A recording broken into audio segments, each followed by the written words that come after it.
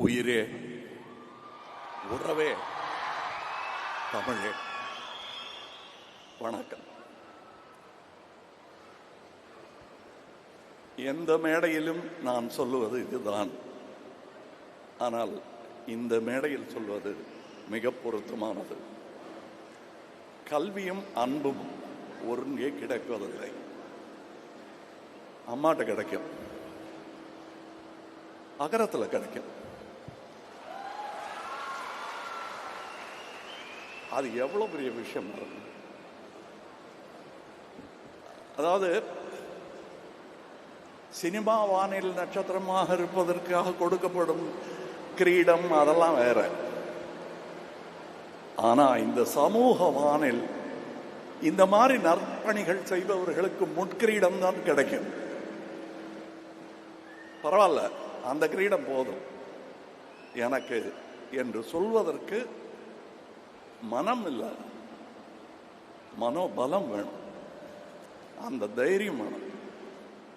எனக்கு கூட யாரும் நிற்க மாட்டாங்க.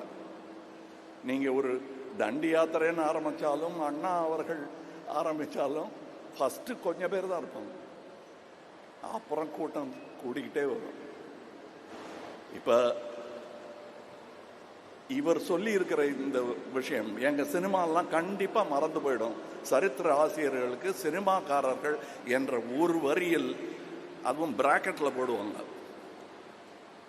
இவர்களெல்லாம் சினிமாக்காரர்கள் போடுவாங்க. அதையெல்லாம் தாண்டி சமூகத்தில் பெரியவர்கள் பட்டியலில் சேருவதற்காகத்தான் நானும் 21 வயசில் ஆசைப்பட்டேன். இவரும் இளமையிலேயே ஆசைப்பட்டு விட்டார். இவர் ஆச்சரியப்பட்டு இருந்தாரு, 20 வயசுலயே இவங்களுக்கு எல்லாம் தெரியுதுன்னு. அப்ப வந்தாதான் வரும், இல்லைன்னா வராது. அந்த தைரியமும் துணிச்சலும், கல்வியை நான் கற்றே தீருவேன், கற்றதை மற்றவர்கள் பெற்றுக்கொள்ள ஆவண செய்வேன் என்பதையெல்லாம் சொல்வதற்கு அது ஒரு நீட்சி, அது ஒரு நதி. இந்த மேடையில் பார்த்த டாக்டரை அடுத்த வருஷம் பார்க்க முடியாது. அதுக்கு நான் சொல்றது இந்த நீண்ட நதிங்கிறதுக்காக. ஆனா இன்னொரு காரணம் இருக்கு. இந்த டாக்டர்கள் மாதிரி அடுத்த வருஷ விழாவில் இவங்களால காட்ட முடியுமாங்கிறதுல ஒரு சின்ன சந்தேகம் இருக்கு.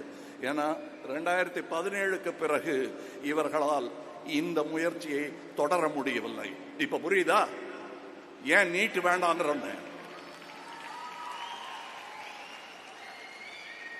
17லேருந்து இந்த வாய்ப்பை 13 தான் மொத்தம் நம்பர்னே வச்சுப்போம், 20 தான் வச்சுப்போம். 2017ஆம் ஆண்டு முதல் இன்றைய தேதி வரை இந்த மாதிரி அத்தனை பிள்ளைகளுக்கு கல்வி கிடைக்காமல் செய்து விட்டது இந்த சட்டம். அகரம் நினைச்சா ஒண்ணும் விட முடியாது. அந்த சட்டத்தை மாற்றி எழுதக்கூடிய பலத்தை தருவது கல்விதான். அந்த கல்வி இந்த போரில் ஆயுதமின்றி நாட்டையே செதுக்க வல்லது. இது சர்வாதிகார சங்கிலிகளை, சனாதன சங்கிலிகளை எல்லாம் நொறுக்கி தள்ளக்கூடிய ஒரே ஆயுதம் இதுதான். இதை தவிர வேற எதையும் கையில் எடுக்காதீங்க. அதுல வெல்ல முடியாது. ஏன்னா பெரும்பான்மை தோக்கடிச்சிருவாங்க, பெரும்பான்மை மூடர்கள் தோற்கடிச்சிருவாங்க, அறிவு தோத்து போயிடும். இதை தாங்கி பிடிக்கணும். அதுல என்ன எனக்கு பெருமையா இருந்ததுன்னா, இவர் பேரையே சொல்லிட்டு இருக்க மாட்டாங்க. அடுத்த தலைமுறையில் இதை நடத்தி கொண்டிருக்கிறவரின் பெயர் தான் ஞாபகம் இருக்கும், இல்லையா? எப்பவாவது அவங்க நினைவுபடுத்தும் போதுதான் இவர் பேர் ஞாபகம் வரும். அப்படி சமுதாயத்துடன் கரைந்து போவதுதான் தலைமை. நின்று ஆண்டு கொண்டிருப்பது தலைமை அல்ல. எனக்கு அது புரிய 70 வயசு ஆயிடுச்சு. இப்ப நான் சொல்றேன், தம்பி, இவர் செய்திருக்கும் இந்த பணியை நான் நேத்தி முதலமைச்சரோட பேசிட்டு இருந்தேன். அப்ப நான் சொன்னேன், இந்த என்ஜிஓக்கள் நீங்க பெருசா ஆதரிக்கணுங்க. அவங்க வேற எதுவும் கேட்கல, பண உதவி கேட்கல, அனுமதி கேட்கறாங்க. அதுல நமக்கு என்ன வலிக்க போகுது? ஐயா கொடுத்துருக்கையா? இல்ல பண்ணிட்டு இருக்கோம்னாரு. அது அந்த பெருமையோட நீங்க வருகிறேன். நாங்க பண்ணத்தான் போறோம், பண்ணிக்கிட்டு இருக்கோம். அப்படின்னாரு. அதில் நானும் பங்கு கொண்டிருக்கிறேன்.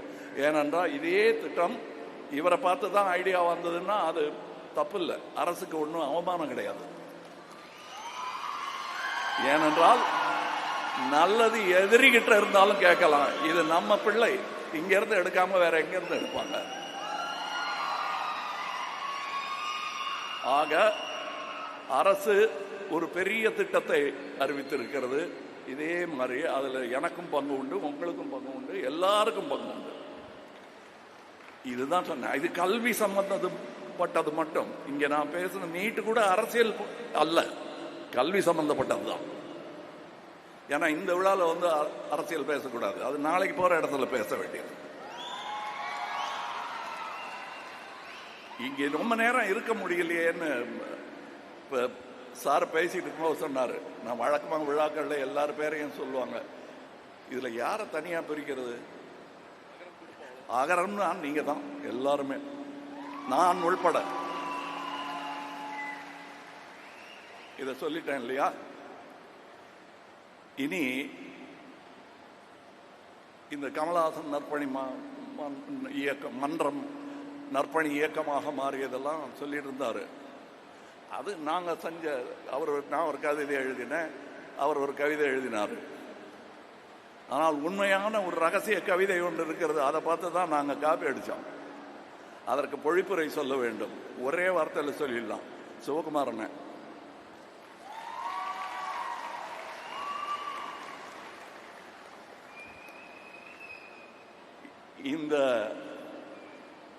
இந்த குற்றத்தை செய்தவர் அவர் தான். ஏன்னா எதிர்த்தரப்புல இருந்து பார்க்கணும்ல, அதை இந்த குற்றத்தை செய்தவர் அவர் தான். நான் ஃபர்ஸ்ட் பெரிய நடிகனா வளர்ந்து இருக்கும் போது இப்படி நகர்ந்து இடம் கொடுத்தவர், வா அப்படின்னு. நிஜமா நான் சொல்றது மேடை அலங்காரம் இல்லைங்கிறது அவருக்கு தெரியும். இது நாங்க 2 பேரும் பேசிக்கிறோம், நீங்க ஒட்டு கேட்கறீங்க, அப்படியே வச்சுக்கோங்க. இந்த மைக்கம் அதான் செஞ்சிட்டு இருக்கு. நிஜமாவே அவருக்கு அண்ணன் தம்பி உறவுங்கிறது வலுக்க ஆரம்பிச்சிருச்சு போக போக. இவரெல்லாம் பிறந்தது இன்னும் ஜாஸ்தியா தான் ஆச்சு. அண்ணன் கல்யாணத்துக்கு நான் போயிருக்கேன்,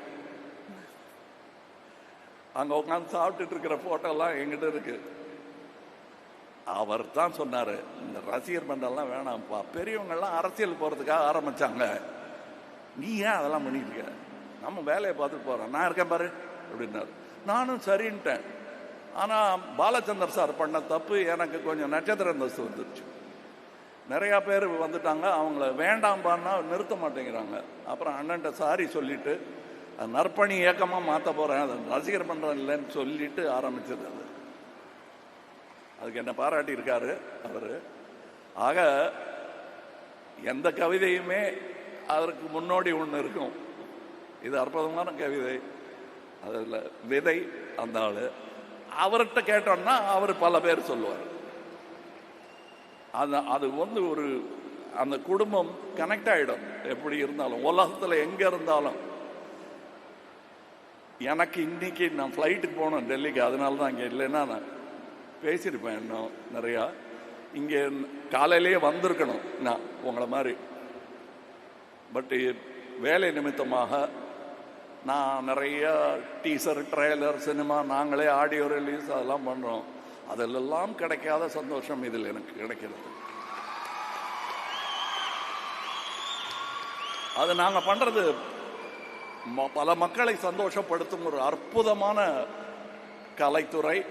ஆனால் அது வியாபாரத்துறையும் கூட, லாபத்தை எதிர்பார்த்து கொண்டே இருக்கும். அதுல வந்து எனக்கு அதுதான் சோர்படுது. எனக்கு அது வேற விஷயம். அதுதான் நற்பணி இயக்கத்தையும் நடத்துகிறது. அதுக்கு நன்றி சொல்லிக்கொண்டு அதோட இருக்கலாமே தவிர, அவங்க கேட்குற கேள்விக்கெல்லாம் எனக்கு பதில் இல்லை. எங்க பாட்டு எத்தனை பாட்டு, ஸ்டண்ட் இருக்குமா, ஃபைட்டெல்லாம் இருக்கு இல்லைங்க. அப்புறம் வெளிநாட்டில் பாட்டெல்லாம் எடுப்பாங்க, எடுக்கிறோம் அவங்க கேட்டதுக்காக. ஆனால் இங்கே பார்த்தேன்ல வெளிநாட்டு காட்சி, அதுதான் that is a love story. காதல் பாட்டு நீங்கெல்லாம் பாரிஸில் ஈஃபில் டவருக்கு அடியில் நின்று பாடுறீங்களே, அது இல்லை. ஆஸ்பத்திரியில் நின்று அவங்க பேசிக்கிட்டு இருக்காங்கல்ல, அது எனக்கு பாட்டா கேட்குது. அன்பு, கல்வி, போதுமானது. இந்த ஆயுதத்தை வைத்து உலகத்தை வெல்லலாம். அதற்கான படை இது. எங்க நிக்க சொன்னாலும் இந்த கூட்டத்தில் நான் நிற்பேன்.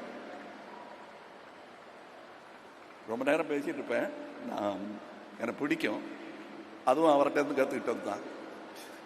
நாங்கள் 2 பேரும் பேச ஆரம்பிச்சோம்னா யாராவது நிறுத்தி இந்த பக்கம் இடுப்புல சண்டை பிரிக்கிற மாதிரி தான் பிரிக்கணும். எங்க 2 பேரையும் போதுங்க, அவர் வீட்டுக்கு போகணும், நீங்களும் வீட்டுக்கு போகணும். அப்படியா, சரி, என் வண்டியில் ஏறு, நான் உனக்கு மிளகா பஜ்ஜி வாங்கி தரேன், உன் வீட்டில் இறக்கி விட்டுறேன்னு பேச்சு தொடரும். அப்படி பேசி வளர்ந்தவர்கள், பேசி வளர்த்தவர். அந்த பேச்சு இங்கேயும் கேட்டிருக்கோம். இவர் காதலையும் ஓதி இருப்பார் அந்த மந்திரத்தை. இதை உச்சரிக்க மறந்தவர்கள் அந்த உன்னதத்தை இழந்து விட்டார்கள். அன்பும் அறிவும் தான் அற்புதமான மந்திரங்கள். இதை தவிர வேற எந்த துதியும் நிந்தனை தான்.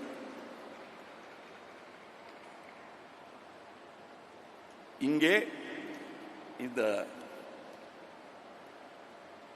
அகரம் குடும்பத்தில் பெரிய மனிதர்கள் இருக்கிறார்கள். டாக்டர் ஜெயரஞ்சன் அவர்கள், doctor P Veeramuthuvel, project director Chandrayaan, சகோதரர் வெங்கடேசன் அவர்கள். எங்களுக்கு நிறைய திட்டம் இருக்கும். கிட்டத்தட்ட உங்களோட பேச கிடைக்காத பேச்செல்லாம் அவரோட பேசியிருக்கேன்.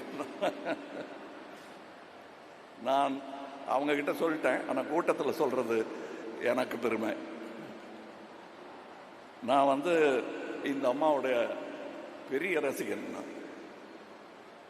என் பேச்சு மாறி போனதற்கு சமீப காலங்களில் இவரும் காரணம். ஏன்னா ஞாபகப்படுத்தணும், தெரிஞ்ச வார்த்தையை ஒகாபுலரி அடிக்கடி பேசிட்டு இல்லைன்னா மறந்து போயிடும். அந்த ஒகாபுலரி எல்லாம் எனக்கு எடுத்து கொடுக்குற அம்மா அந்த அம்மா. உட்காரணுமா? நன்றி இல்லாம வேணாம், நீங்க கொடுத்தது தர்மம், நாங்க சொல்ல வேண்டியதுதான் நன்றி. டைரக்டர் வெற்றிமாறன் வந்திருக்காரா? வந்துருக்காரா?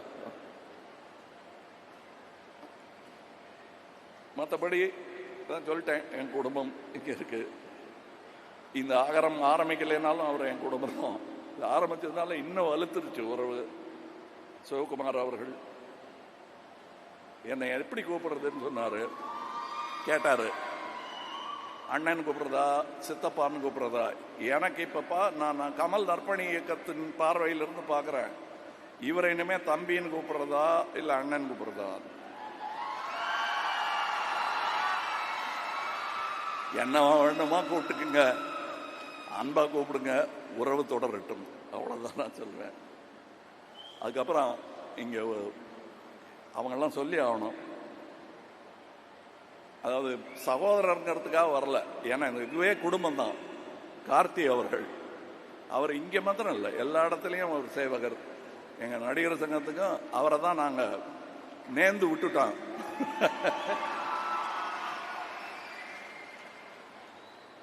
அப்புறம் என்னுடைய நண்பர் ஞானவேல் அவர்கள், ஜெயஸ்ரீ அவங்க தான் இதை நிர்வகிச்சிட்டு இருக்காங்க.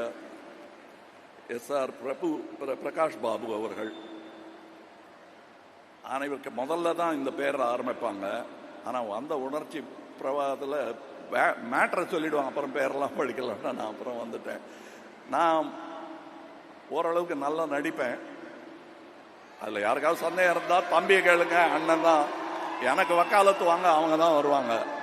இது எதுக்கு இப்போ சொல்கிறீங்கன்னு என் நடிப்பு மேலே எனக்கு சந்தேகம் வந்துருச்சு. அதனால தான் இதை கொண்டு வந்தேன். நான் ஒருவேளை நம்ம நடிக்க வராமல் அழுதுருவோமோன்னு பயம் வந்துருச்சு எனக்கு.